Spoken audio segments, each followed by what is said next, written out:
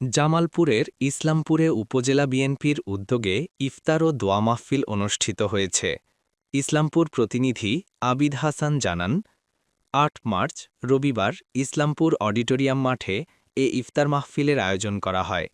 এতে প্রধান অতিথি হিসেবে উপস্থিত ছিলেন তিনবারের নির্বাচিত সাবেক সংসদ সদস্য আলহাজ সুলতান মাহমুদ বাবু। তৃণমূল নেতাকর্মীদের স্বতঃস্ফূর্ত অংশগ্রহণে অনুষ্ঠানটি এক মিলনমেলায় পরিণত হয়।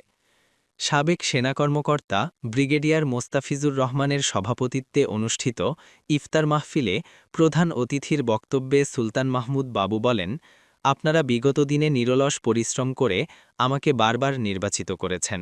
আপনাদের এই ভালোবাসার ঋণ আমি কোনোদিন শোধ করতে পারব না। ইসলামপুর উপজেলার সার্বিক উন্নয়নে আমি আপনাদের সকলের সক্রিয় সহযোগিতা ও দোয়া কামনা করছি। তিনি আগামী দিনে দলীয় নেতাকর্মীদের ঐক্যবদ্ধ থেকে জনগণের কল্যাণে কাজ করার আহ্বান জানান।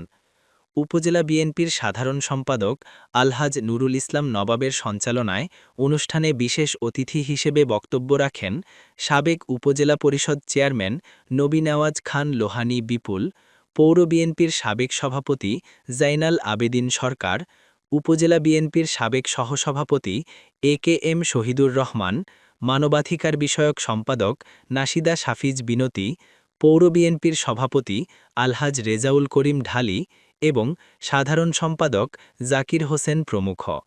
বক্তারা বলেন, তৃণমূল পর্যায়ে দলকে আরও শক্তিশালী করতে এবং জনগণের অধিকার আদায়ে সবাইকে কাঁধে কাঁধ মিলিয়ে কাজ করতে হবে। ইফতারের আগে দেশ ও জাতির কল্যাণ, শান্তি ও সমৃদ্ধি কামনায় বিশেষ মোনাজাত করা হয়। এ সময় বিএনপি চেয়ারপারসন বেগম খালেদা জিয়ার রুহের মাগফেরাত কামনাও করা হয়। এ সময় উপস্থিত ছিলেন উপজেলা বিএনপির সহসভাপতি আজমদৌলাহ পাহলোয়ান, সাংগঠনিক সম্পাদক আবির আহমেদ বিপুল মাস্টার, সহসাংগঠনিক সম্পাদক নাজিম হোসেন নোমান, ক্রীড়া দলের সভাপতি সোহেল রানা খোকন, কৃষক দলের সভাপতি রেহান আলী, ওলামা দলের সভাপতি মৌলানা এনামুল হক। অনুষ্ঠানে উপজেলা ও পৌর বিএনপির পাশাপাশি অঙ্গ ও সহযোগী সংগঠনের শীর্ষস্থানীয় নেতৃবৃন্দ এবং বিপুল সংখ্যক নেতাকর্মী উপস্থিত ছিলেন।